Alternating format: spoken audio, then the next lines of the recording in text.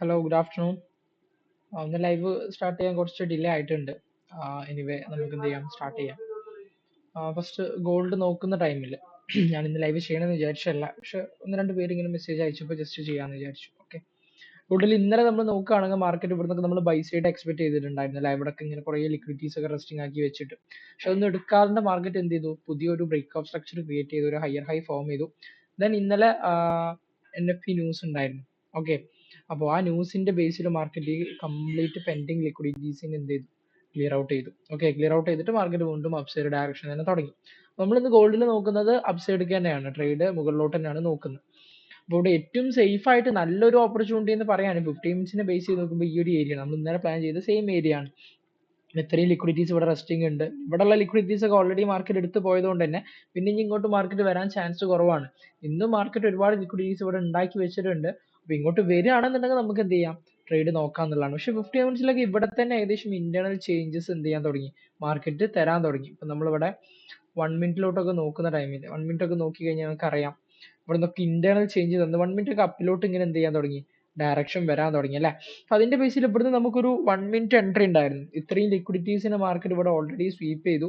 ഈ ഒരു ഏരിയ 15 മിനിറ്റ്സിന്റെ ഈ ഒരു ഏരിയയിൽ നിന്ന് മാർക്കറ്റ് അപ്സൈഡിക്ക് ഒരു ഡയറക്ഷൻ തന്നപ്പോൾ ഇൻഡിക്കേഷൻ തന്നപ്പോൾ നമ്മൾ ഇവിടുന്ന് എന്ത് ചെയ്തിട്ടുണ്ട്, അതിന് കണ്ടിന്യൂഷൻ ലെവലിൽ 1 മിനിറ്റ് ട്രേഡ് എടുത്തിട്ടുണ്ട്. ഓക്കെ. ഇതുവരെയൊക്കെ TP വെച്ചിട്ട് ഒരു 1:3 നമ്മൾ എന്ത് ചെയ്തിട്ടുണ്ട്, അതവിടെ പ്ലാൻ ചെയ്തിട്ടുണ്ട്. എനിവേ നമുക്ക് നോക്കാം മാർക്കറ്റിൽ എങ്ങനെയാണ് അത് പോവാന്നുള്ളത് എന്ത് ചെയ്യാം, ജസ്റ്റ് നമുക്ക് ചെക്ക് ഔട്ട് ചെയ്യാം. ഓക്കെ.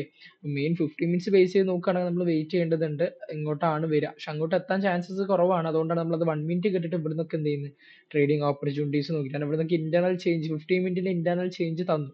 15 മിനിറ്റിന്റെ ഇന്റർണൽ ചേഞ്ച് എന്ന് പറഞ്ഞു കഴിഞ്ഞാൽ 1 മിനിറ്റിലെ മെയിൻ സ്ട്രക്ചർ ചേഞ്ച് ആയിരുന്നു. അപ്പൊ അതിനെ ട്രസ്റ്റ് ചെയ്തിട്ട് നമ്മൾ ഇവിടുന്ന് എന്ത് ചെയ്യുക, ബൈ നോക്കി പോവാണ്. ഓക്കെ. അപ്പൊ ഗോൾഡിൽ നമ്മൾ ബൈ സൈഡ് ആണ്, സെൽ എൻട്രി ഫോക്കസ് ചെയ്യണ്ട, കാരണം നല്ല ബൈയിങ് ട്രെൻഡിലാണ് മാർക്കറ്റ് നിൽക്കുന്നത്.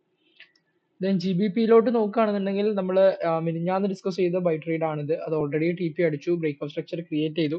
ഈ ഒരു സ്ട്രക്ചർ പുതിയ സ്ട്രക്ചർ ഫോം ആയി അല്ലേ. പിന്നെ ഇന്നലെ മാർക്കറ്റ് എന്ത് ചെയ്തു, ന്യൂസിൽ വന്ന് ലിക്വിഡിറ്റീസിനൊക്കെ വൈപ്പ് ചെയ്ത് ചെറിയൊരു കറക്ഷൻ തന്നു. വീണ്ടും മാർക്കറ്റ് എന്ത് ചെയ്തു, ബോഡി ബ്രേക്ക് കിട്ടി, ചേഞ്ച് ഓഫ് ക്യാരക്ടർ ആയി. ഇപ്പൊ മാർക്കറ്റ് കറന്റ് ഉള്ളത് ഏത് മാർക്കറ്റിലാണ്, ഏത് ട്രെൻഡിലാണ്, ഡൗൺ സൈഡിലാണ്. ഓക്കെ.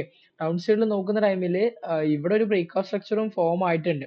സോ ഇത് ലോവർ ഹൈ, ഇത് ലോവർ ലോ, പക്ഷെ ഇതൊരു ചെറിയ സ്ട്രക്ചർ ആയതുകൊണ്ട് ഇവിടെ നിൽക്കാൻ ചാൻസ് ഇല്ല. അപ്പൊ ഞാൻ കാണുന്നത് മാർക്കറ്റ് ഇങ്ങോട്ടൊക്കെ വരികയാണ്, പുൾ ബാക്ക് ഇങ്ങോട്ടൊക്കെ വരികയാണെന്നുണ്ടെങ്കിൽ ഈ ഒരു ഏരിയയിൽ എന്ത് ചെയ്യാം, സെല്ല് നോക്കാം. അപ്പൊ ഇവിടെ ലിക്വിഡിറ്റീസ് ഒക്കെ ഉണ്ട്, ആ ലിക്വിഡിറ്റീസ് ഒക്കെ എടുത്തിട്ട് മാർക്കറ്റ് ഇവിടുന്ന് സെല്ല് വരും എന്നുള്ളതാണ് എക്സ്പെക്ട് ചെയ്യുന്നത്.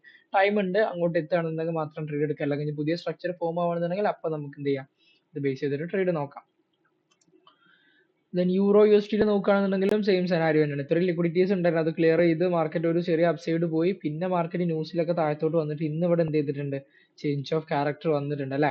ഈ ഒരു ലോ കൺഫേം ആയിട്ടുണ്ട്. അപ്പൊ ഇന്ന് നമ്മുടെ സ്വിംഗ് ഏരിയ, നമ്മുടെ പ്ലേ ഗ്രൗണ്ട് എന്ന് പറഞ്ഞു കഴിഞ്ഞാൽ ഈ ഒരു ഹൈ ടു ഈ ഒരു ലോ ആണ്.